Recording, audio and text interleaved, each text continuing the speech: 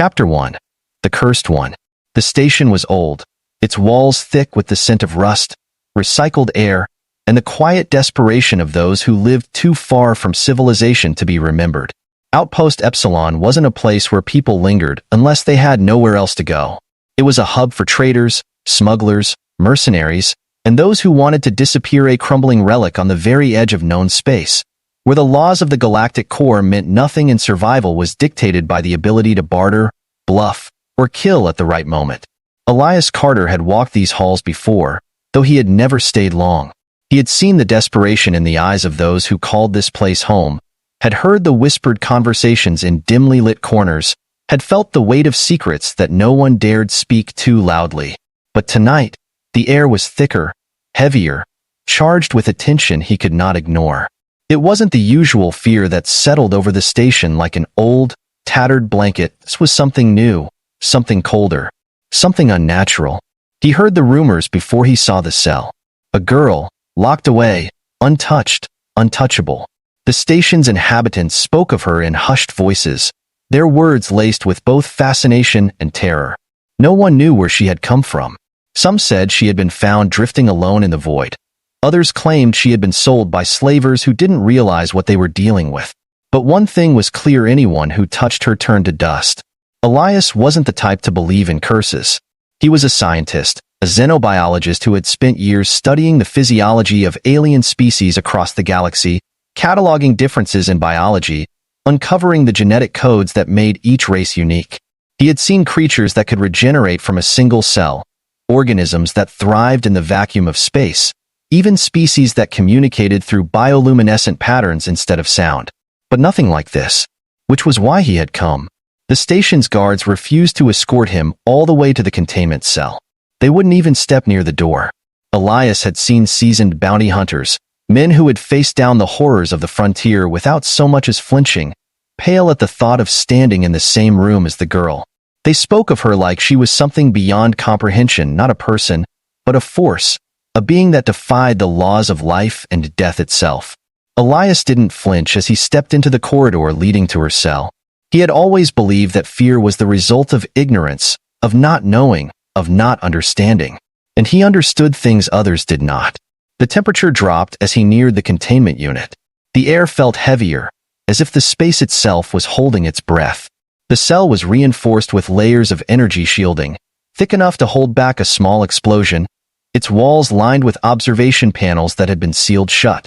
Whatever was inside, the station's inhabitants had no intention of letting it escape. Elias stopped in front of the reinforced door. He took a breath, steadying himself, preparing for the unknown. Then, with a press of his hand to the scanner, the locks disengaged, and the door slid open with a slow, mechanical hiss. Inside, she was waiting. She sat in the center of the room, cross-legged, still, almost too still. Her skin was a shade of deep, unnatural blue, shimmering under the dim, artificial lights like the surface of an untouched ocean at midnight.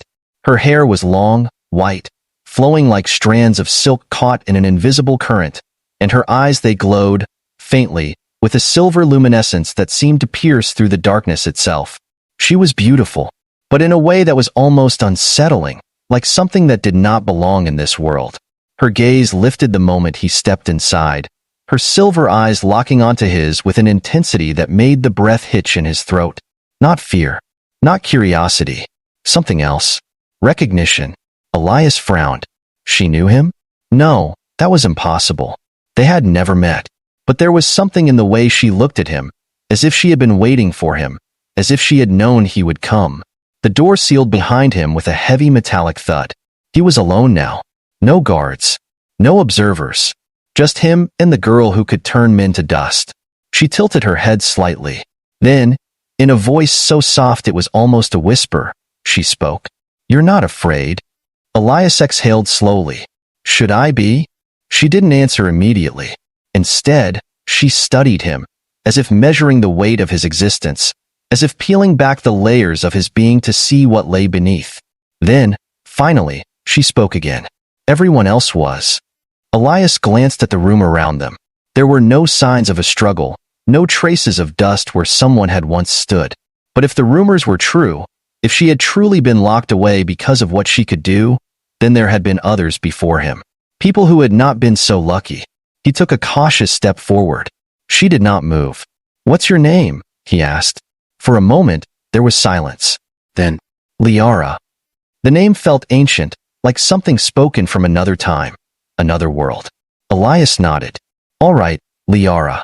Let's start with the obvious question." He gestured around the room, at the shields, the reinforced walls, the emptiness that surrounded her. "What exactly happens when someone touches you?" She hesitated. Then, slowly, she lifted her hand. Her fingers were long, delicate, but there was something off about them, something that made the air ripple around them like the heat distortion of a distant star. "They disappear," she whispered. Elias swallowed. "Disappear how?" Liara's eyes darkened slightly, her expression unreadable, like they were never there at all. A cold shiver ran down his spine. He had expected cellular decay, molecular instability, something he could define with science. But this was something else. He took another step forward. Liara's breath caught, her body tensing. She was afraid. Not of him, but for him.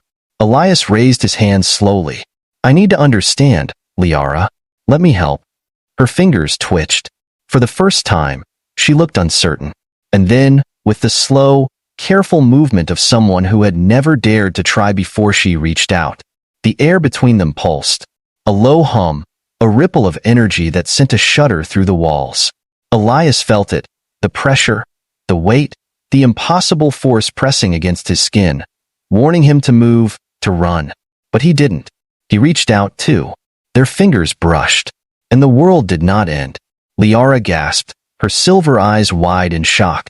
For the first time in her life, she had touched someone, and he was still there. Elias looked down at their hands, then back at her. His voice was quiet. "Guess I'm different." And for the first time since she had been locked away, Liara smiled. Something had changed. Something impossible. And Elias had just rewritten the rules of the universe. Chapter 2. A bond that shouldn't exist. The moment their fingers touched, the world should have ended. Liara had spent her entire existence believing that to be an absolute truth, that any living being who came into contact with her skin would simply cease to exist, erased from reality as though they had never been. She had been called many things, a curse, a weapon, an anomaly, an abomination, but above all, she had been alone. Yet here he was, still standing, still breathing, still whole. Elias Carter didn't pull away.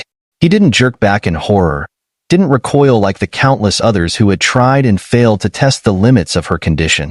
Instead, he simply looked down at where their hands met, his fingers warm against hers, his pulse steady beneath his skin.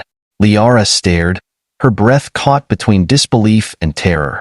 She had tried before, when she was young, when she still held onto the foolish hope that the stories about her were wrong. But each time, the result had been the same. A touch, a whisper of skin against skin, and they were gone. Not vaporized, not burned, not reduced to ash like a corpse in fire. Just gone. Their existence erased. No bones, no remnants, no proof they had ever lived at all. She had screamed for days after the first time. She had begged her captors to let her try again, to let her find some way to control it, to understand it, to stop it. But the truth was cruel, and the truth had stolen everything from her. Until now, Elias's fingers curled slightly, a simple movement, a human reflex, but to Liara, it might as well have been a declaration of war against everything she had ever believed. She felt his warmth, his presence, the weight of his existence pressing against hers, and he did not disappear. A sharp, ragged breath tore from her lips. How? Elias's gaze lifted to meet hers, his brown eyes sharp, intelligent, but laced with something else. Something unreadable. That's what I'd like to find out. Liara exhaled sharply and pulled her hand back, clutching it to her chest as though it had just been burned.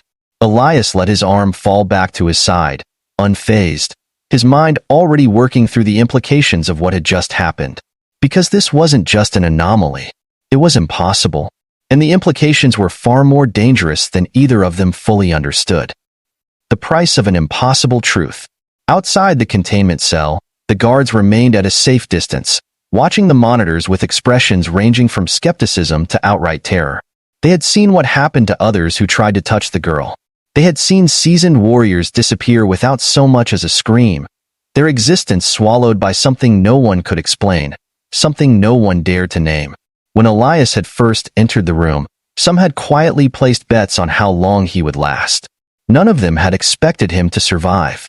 Now, as the monitors displayed the impossible, they stood frozen, watching as the human remained unharmed, unshaken, untouched by the force that had devoured so many before him.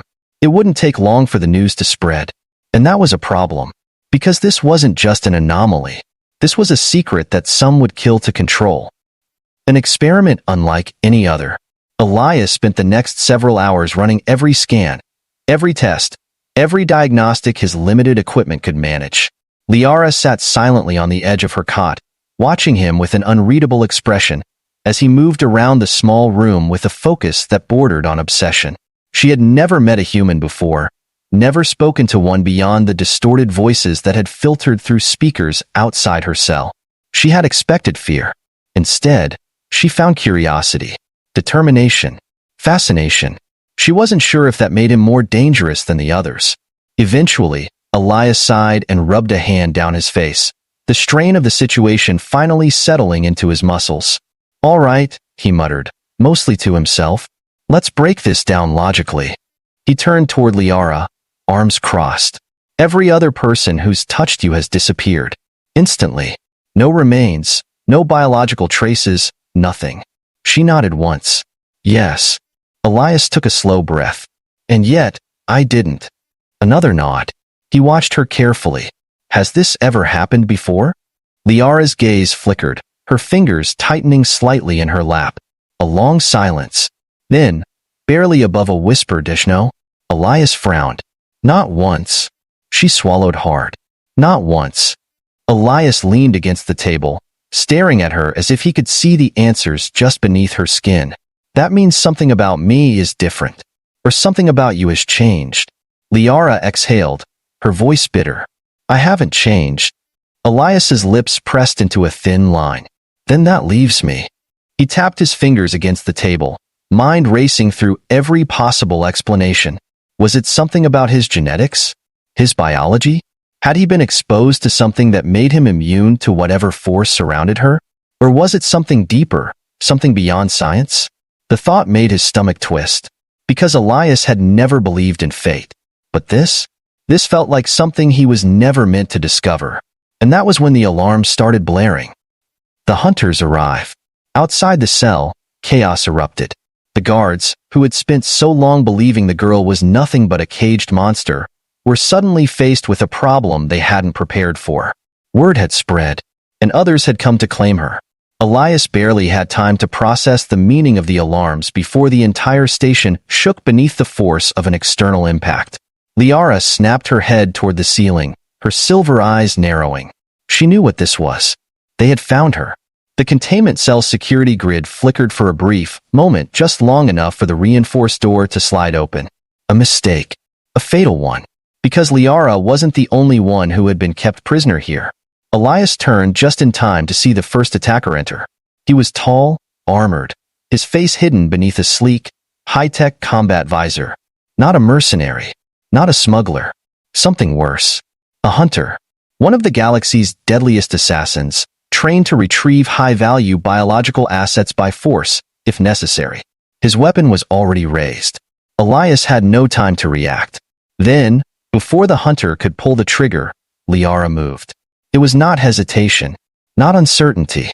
It was instinct. She reached out, her fingers brushing against the hunter's armored chest. For the first time in her life, she did not flinch. She did not close her eyes. She watched, and as her fingers made contact, the hunter vanished. Not with a scream, not with a flash of light. Simply, gone.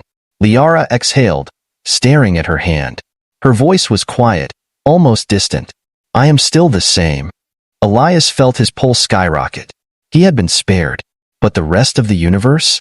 The rest of the universe was still at her mercy. Chapter 3. The universe fights back. The hunter's body vanished without a trace, leaving nothing behind, not even the faintest whisper of his existence.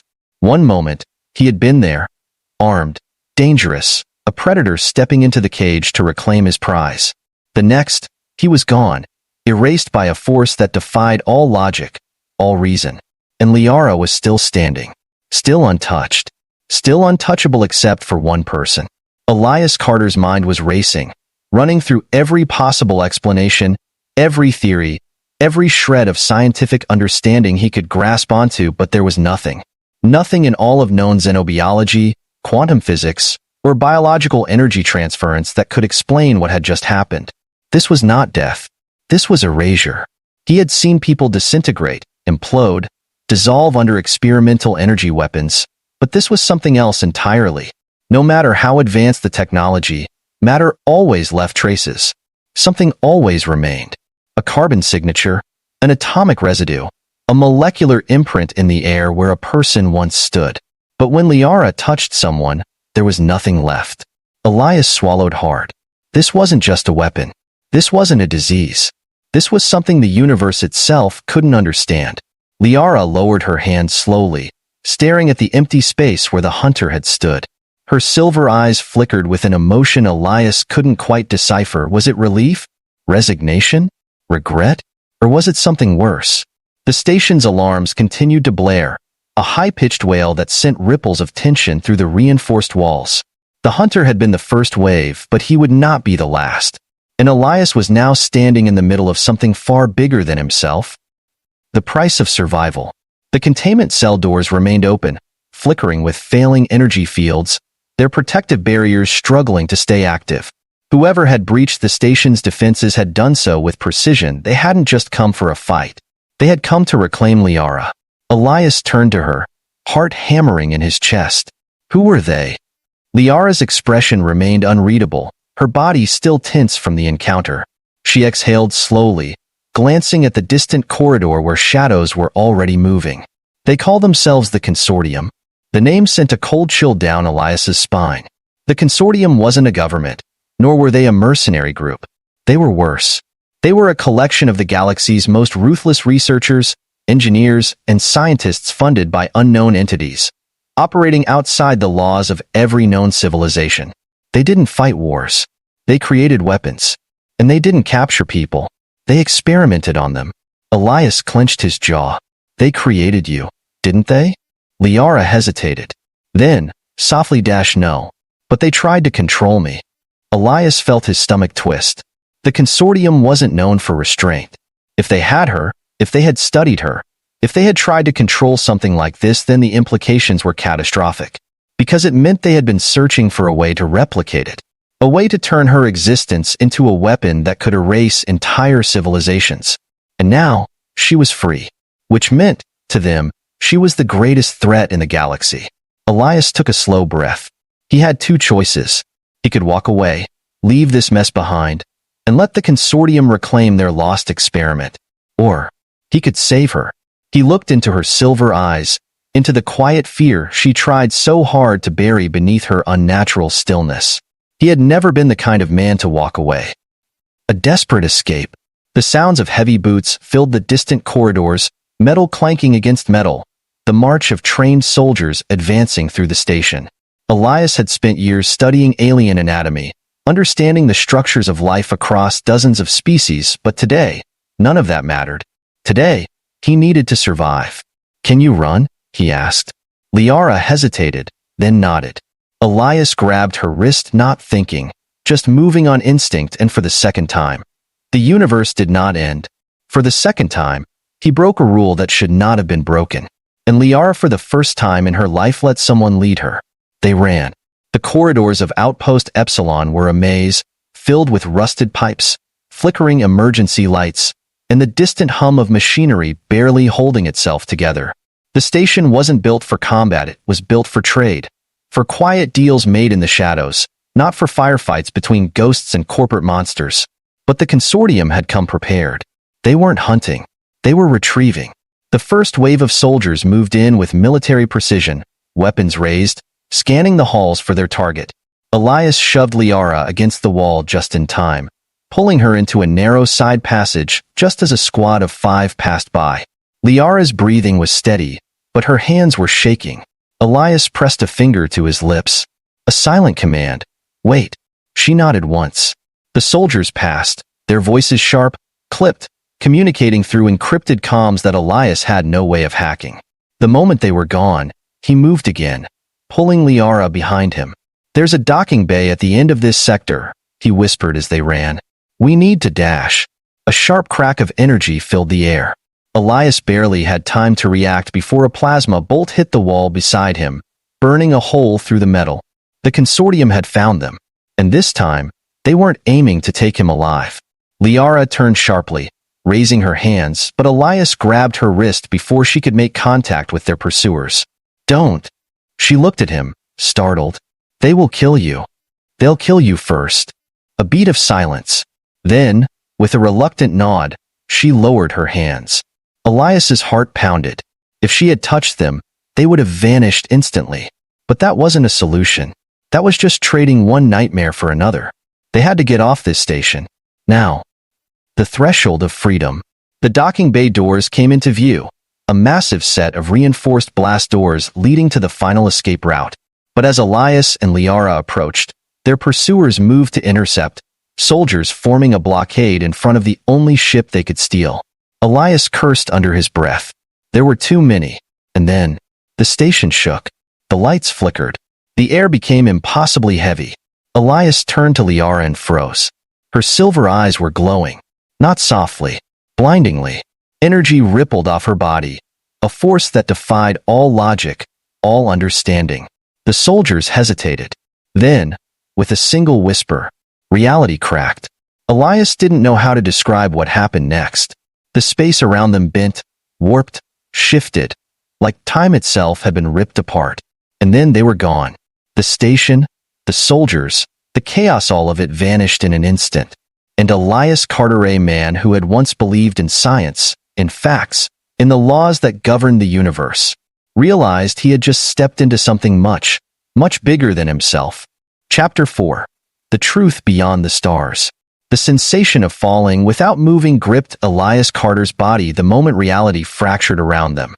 It wasn't just a feeling of displacement. It was as if the entire structure of existence had unraveled, then twisted itself back together in a form it was never meant to take. His mind struggled to process what was happening, as if his consciousness had been torn apart and reassembled in the span of a single breath. Then, suddenly, it was over. The deafening silence that followed was almost worse than the chaos they had left behind. The docking bay of Outpost Epsilon was gone. The consortium soldiers, the alarms, the burning plasma bolts, all of it erased as if it had never existed. Instead, Elias found himself standing on something solid, though when he looked down, he saw nothing beneath his feet. The space around him was vast, infinite, a swirling void of color and shadow, neither entirely dark nor entirely light.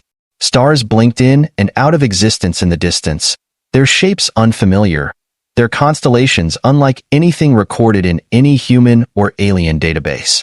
And beside him Liara stood untouched, her silver eyes still glowing softly, her body radiating an energy that defied logic itself. Elias exhaled sharply, running a hand down his face. Okay. His voice was steady, despite the sheer impossibility of what had just happened. What the hell was that? Liara didn't answer immediately. Instead, she lifted a hand, her fingers moving through the space around them, as if tracing invisible lines that only she could see. The way she moved, the way she held herself, it was not confusion. It was recognition. She had been here before. Elias swallowed, stepping closer. Liara, where are we? She turned to him, her silver gaze piercing through him like the edge of a blade. We are outside. Elias frowned. Outside what? She hesitated. Then, carefully, deliberately outside the rules. His pulse spiked, because he had spent years studying the intricacies of life, of physics, of the very laws that governed existence. He had dedicated himself to understanding how things worked, how things functioned, how they could be defined and measured and categorized. But this had no explanation. Elias took another slow breath, focusing his thoughts. You said the consortium tried to control you. You said they didn't create you, but they wanted to use you. Why? What exactly are you? Liara's expression softened, though there was still something unreadable in her eyes. I am what they could not understand. Elias clenched his jaw. Try me. For a long moment, she simply stared at him, as if weighing the consequences of what she was about to say. Then, with a quiet sigh, she lowered her hand, letting the glowing energy around her fingers fade slightly. I was never meant to exist. The words hung between them like a heavy stone, pressing against the space where logic should have been.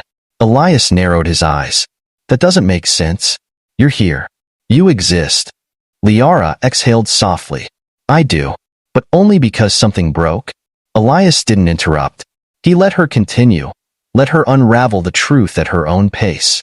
The universe is a set of rules, she murmured, her voice distant, as if speaking from the depths of an ancient memory. Rules that define what is real and what is not. The consortium.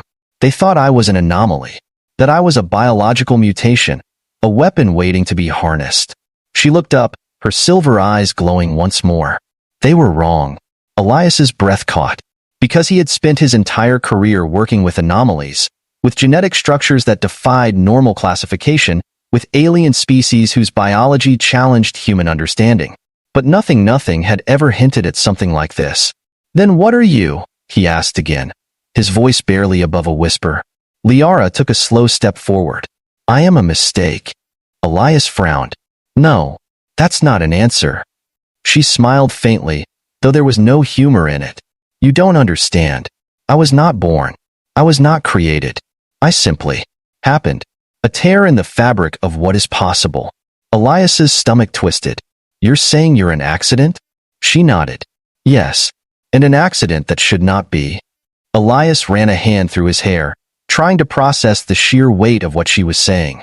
If this was true, if she was not just an anomaly, but something that existed outside the natural order, then it meant the consortium wasn't trying to control her. They were trying to fix her, or worse, erase her.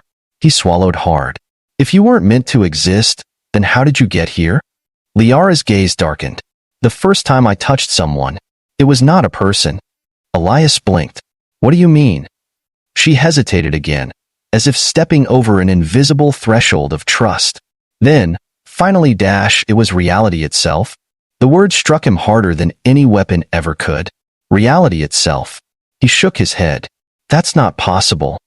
Liara's voice was calm, steady. And yet, here we are. Elias exhaled slowly. If what she was saying was true, then the implications were beyond terrifying. It meant that her touch did not kill. It did not destroy. It did not erase. It rewrote. And every person she had touched, every soul who had vanished, had not died. They had simply never been. Elias felt a slow, creeping dread settle in his chest. The consortium hadn't been afraid of her because she was a weapon. They had been afraid of her because she was a flaw in the universe itself. And they had been trying to undo that flaw before it could spread. His mind reeled, grasping at possibilities, at explanations, at anything that could make sense of this. But nothing did. Finally, he whispered, Then why didn't I disappear? Liara's expression softened, and for the first time, her voice trembled. Because, Elias Carter, you were meant to find me. The weight of those words hit him with a force unlike anything he had ever known. He wasn't immune to her touch. He wasn't an exception to the rule. He was a part of it. A part of whatever force had created her, whatever mistake had woven her existence into the universe. A part of something neither of them could yet understand. Silence stretched between them, the infinite void around them swirling with stars that had never existed, galaxies that had never formed, possibilities that had never been born. And for the first time in his life, Elias Carter, scientist, rationalist, man of logic and reason, understood that some things were beyond explanation. Liara reached for his hand again, and this time, he did not hesitate. Their fingers intertwined, and the universe shuddered. Because this was not the end of their story. This was just the beginning.